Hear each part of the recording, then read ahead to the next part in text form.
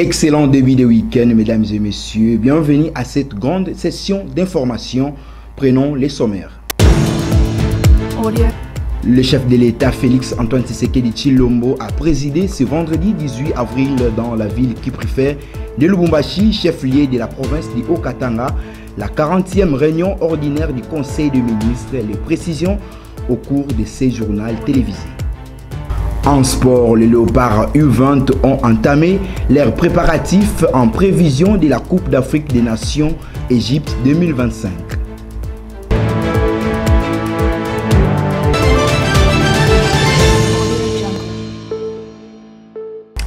Merci pour avoir porté votre dévolu sur Kinactu Télévision. Ce journal partira de la province du Haut-Katanga en séjour dans la ville qui préfère de Lubumbashi, chef-lieu de cette province depuis le jeudi 17 avril dernier.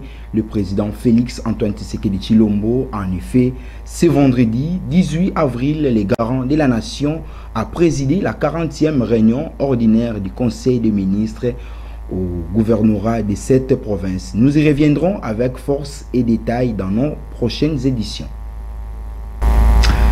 Le séjour du président de la République Félix Antoine Tshisekedi Tshilombo dans la province du Haut-Katanga, parlons-en. Dès son arrivée dans cette ville qui préfère de Lubumbashi, chef-lieu de la province du Haut-Katanga, le jeudi 17 avril dernier, le chef de l'État congolais a procédé au lancement des travaux de la modernisation de l'aéroport international de Luano, mais également l'inauguration de l'hôpital de la Caisse nationale de sécurité sociale, baptisé Félix Antoine Tshisekedi Tshilombo. Images et commentaires dans ces reportages.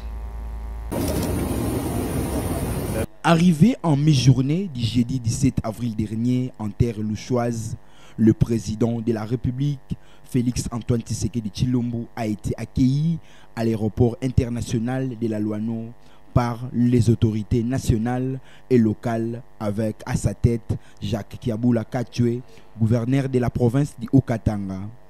Après la communication avec la notabilité et la population locale de cette province, le chef de l'État congolais avait procédé au lancement des travaux de modernisation des infrastructures aéroportières de Luano, qui est d'une grande importance pour le pays et la région.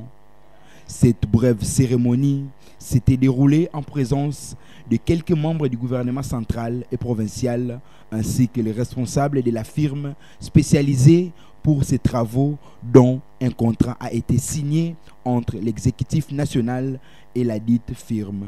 Rappelons que ces travaux consisteront à la construction d'une nouvelle aérogare, l'élargissement de la piste d'atterrissage, l'aménagement du tarmac et le renouvellement des outils d'aide à la navigation.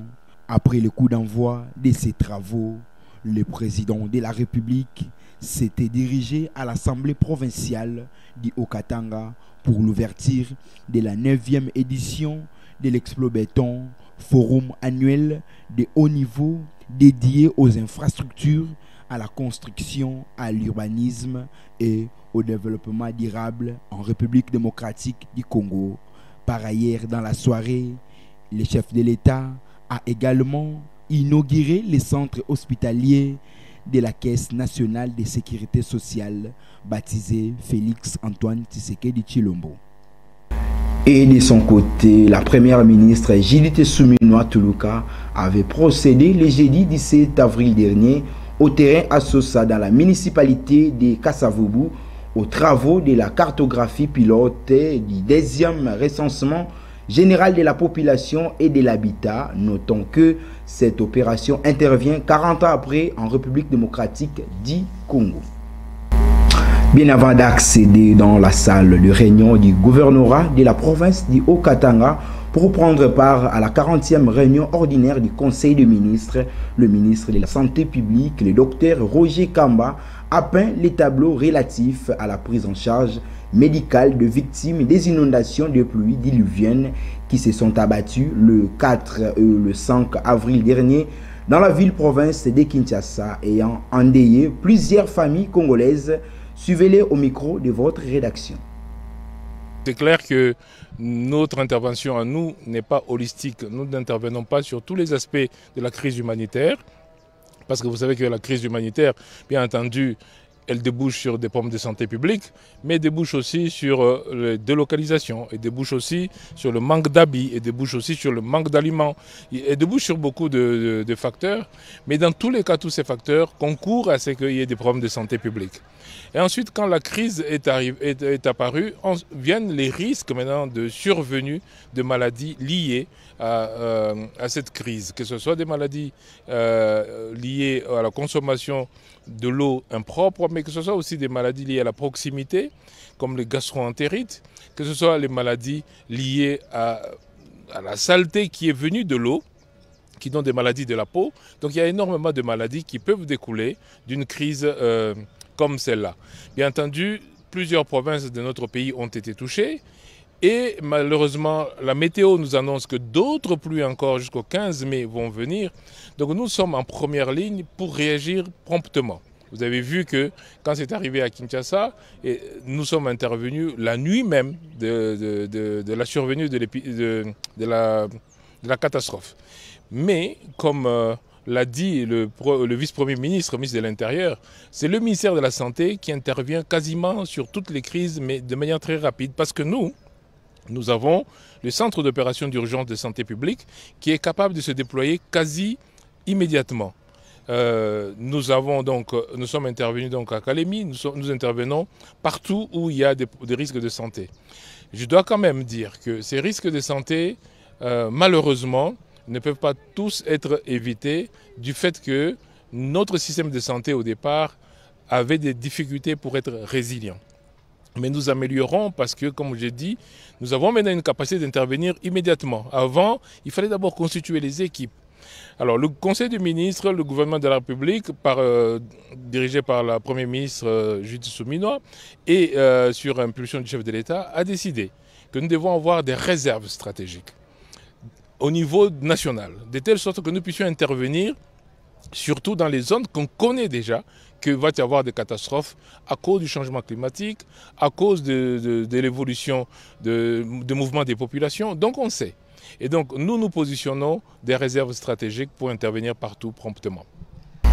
Situation sécuritaire à l'est de la République démocratique du Congo. Les États-Unis d'Amérique réaffirment leur engagement en République démocratique du Congo, tout en appelant le Rwanda à mettre fin à son soutien aux rebelles du mouvement du 23 mars, a déclaré Massad Boulos, envoyé spécial du président américain Donald Trump lors de son passage dans la région du Grand Lac. Suivez. Face à la situation tragique que traverse la République démocratique du Congo dans sa partie orientale, les États-Unis d'Amérique lèvent le ton et viennent en rescousse aux côtés congolais dans une déclaration significative qui touche les relations diplomatiques entre la RDC et les États-Unis d'Amérique. Massad Boulos révèle le renforcement de leur engagement en RDC et appelle le Rwanda à mettre fin à leur soutien aux rebelles du M23.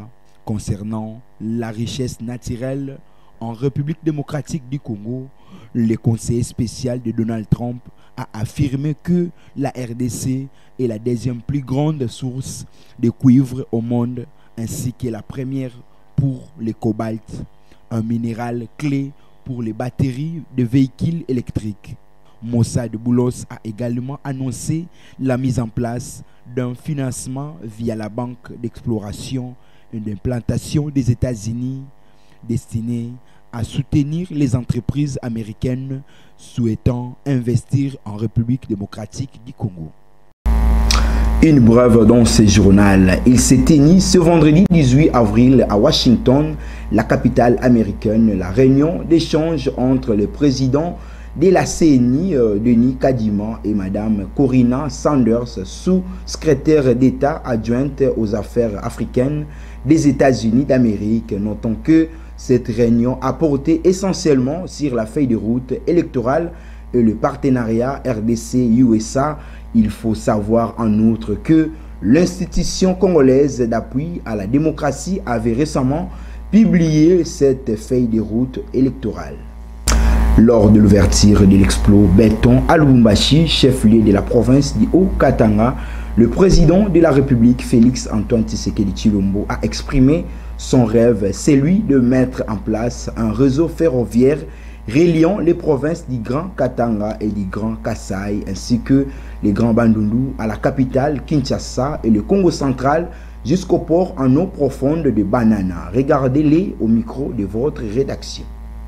J'encourage la création de banques d'investissement spécialisées pour financer les projets d'infrastructure et garantir leur viabilité, la mobilisation des partenaires bilatéraux et multilatéraux pour accompagner nos efforts, l'implication des gouvernements provinciaux pour assurer une coordination harmonieuse et un développement inclusif.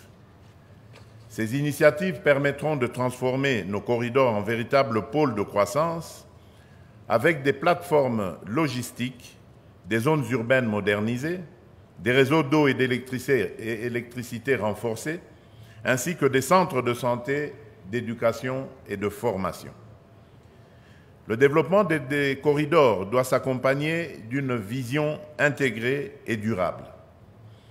Je rêve d'un réseau ferroviaire reliant le Grand Katanga au Grand Kasaï, au Grand Bandundu, à Kinshasa, au Congo central, jusqu'au port en eau profonde de Banana.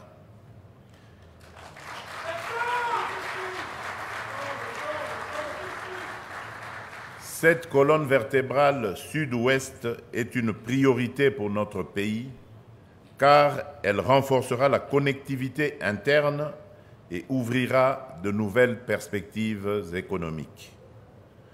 Afin de garantir l'efficacité et un suivi rigoureux de ces initiatives, j'instruis le gouvernement, sous l'autorité de Madame la Première ministre et en étroite collaboration avec mon cabinet, de constituer un groupe de travail dédié à la coordination et au suivi des activités liées au corridor.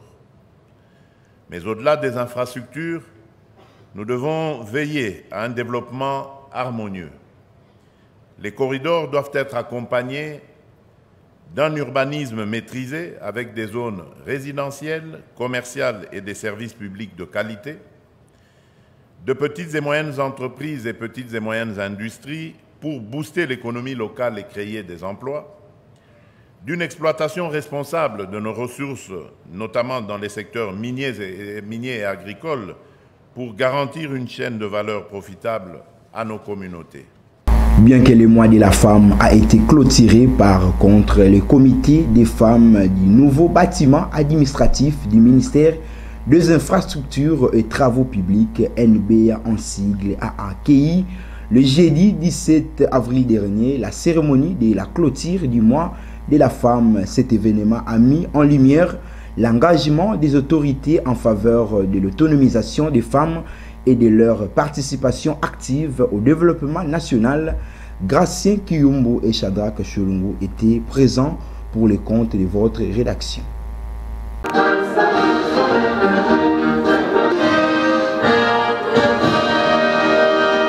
Lors de cette cérémonie, les responsables du ministère ont souligné l'importance de renforcer les initiatives visant à promouvoir l'égalité des genres et à soutenir les femmes dans les divers secteurs de la vie nationale. Les discours inspirants ont été prononcés mettant en avant les progrès réalisés et le défi à relever pour garantir une pleine inclusion des femmes dans la vie politique, économique et sociale du pays. C'est avec une grande douleur et la main au cœur que nous exprimons notre compassion à nos frères et sœurs, à nos parents et à toutes les familles de Goma et Bukavu, meurtries suite à l'agression rwandaise, sur le sol incessible de nos ancêtres. Néanmoins, avec une grande déférence, nous savons craindre d'avoir bousculé votre agenda et accepter de commémorer avec nous cette journée. Selon l'administrateur gestionnaire du bâtiment, M. Roland Mundurame, estime que cette cérémonie revêt d'une importance capitale pour rappeler à la femme ses responsabilités au sein de la société congolaise. Tel que vous voyez la beauté du bâtiment, les femmes contribuent énormément vraiment, au rayonnement de ce bâtiment. Nous sommes en train de prendre ce bâtiment en charge, mais c'est sans frais de fonctionnement. Mais ces femmes se donnent la peine de quitter leur foyer même à 5 heures. Donc elles se retrouvent ici à partir de 5h, 5h30. Donc elles font vraiment des sacrifices énormes. Pour moi, effectivement, la femme au niveau du NDA est au centre de toutes les ambitions, de tout le travail qui se fait ici. Je suis content d'elle. La clôture du mois de la femme au sein du nouveau bâtiment administratif symbolise la volonté des institutions congolaises de continuer à œuvrer pour une société plus équitable où les droits des femmes sont pleinement reconnus et respectés, mais également le média devra jouer un rôle prépondérant en termes d'accompagnement par l'entremise du conseiller en communication et presse, Prince Kabongo. Sport à présent, en stage en terre tunisienne, les Léopards U20 ont entamé le préparatif ce vendredi 18 avril dans l'objectif de bien affûter leurs armes pour la Coupe d'Afrique des Nations Égypte 2025 qui démarre le 26 avril prochain. Retrouvez les détails dans ces commentaires. C'est dans les avant-midi de ce vendredi 18 avril que les poulains de Guiboukassa en stage en Tunis, capitale tunisienne, ont démarré avec les séances d'entraînement afin d'assurer une bonne performance face aux défis qui les attendent dans quelques jours au pays des pharaons pour la prochaine Coupe d'Afrique des Nations de leur catégorie. Et c'est à l'hôtel El Mourad Gamart que le U20 congolais ont installé leur quartier général. Pour cette préparation, il s'y est de signaler que la liste officielle de joueurs sera dévoilée le 22 avril prochain à l'issue de ces stages bloqués en Tunisie. Notons par ailleurs que la sélection nationale junior de la République démocratique du Congo jouera ses 3 premiers matchs le 2 mai face au Black Star du Ghana, le 5 de ce même mois contre la République centrafricaine et terminera la phase de poule le 8 mai prochain face au Lion de la Teranga du Sénégal. En santé, que savez-vous de l'orange? Précision dans ces commentaires de votre rédaction. L'orange ou orange douce est le fruit de l'oranger de la famille des rutacées. Il existe plusieurs variétés d'oranges classées en 4 groupes variétaux. Comestible, elle est réputée pour sa grande teneur en vitamine C. L'orange a beau être composée majoritairement d'eau. Sa pulpe et son jus contiennent une quantité très importante de vitamines A, B et C et de composés antioxydants. Sa chair est riche en nutriments comme le calcium, le potassium, le phosphore, le magnésium, le fer, le cuivre, les flavonoïdes et les caroténoïdes, ainsi qu'en fibres. En consommer régulièrement est excellent pour préserver l'organisme de nombreuses maladies. Voici pour vous 6 bonnes raisons de consommer l'orange régulièrement. En premier lieu, l'orange protège nos yeux contre diverses maladies.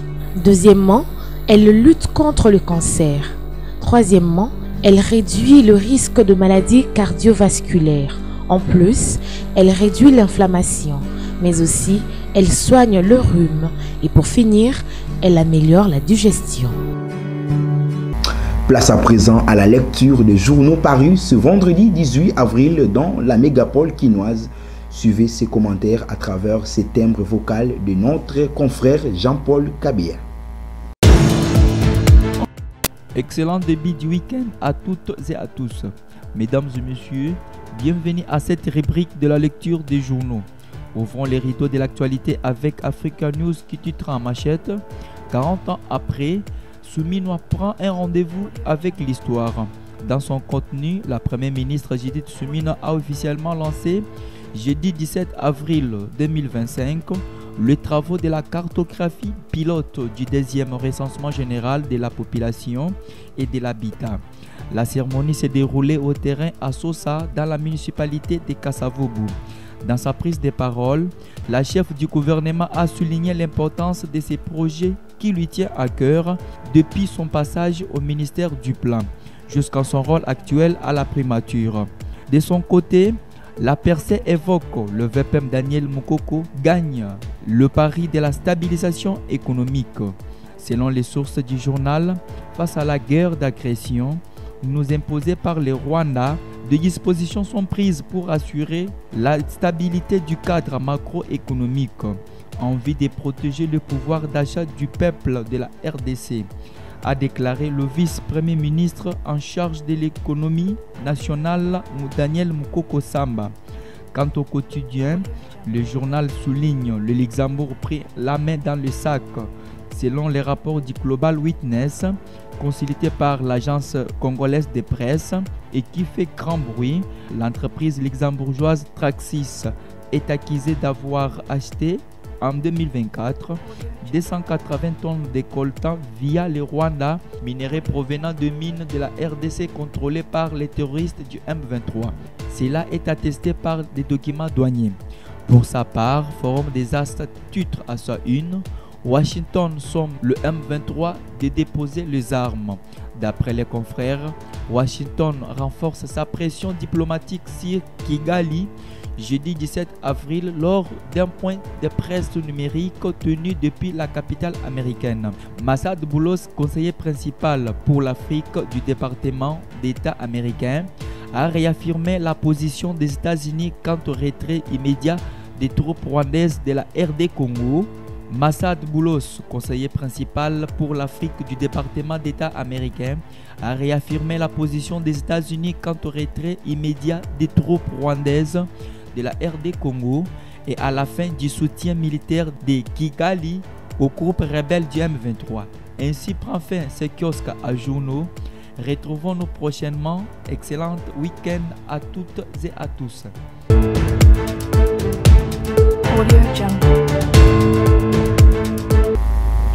Avant de baisser complètement les rideaux de cette grande édition du journal, place à présent au rappel des titres. Le chef de l'État Félix Antoine Tshisekedi Tshilombo a présidé ce vendredi 18 avril dans la ville qui préfère de Lubumbashi, chef-lieu de la province du Haut-Katanga, la 40e réunion ordinaire du Conseil des ministres. Les précisions au cours de ces journaux télévisés. En sport, les Léopards U20 ont entamé leurs préparatifs en prévision de la Coupe d'Afrique des Nations Égypte 2025.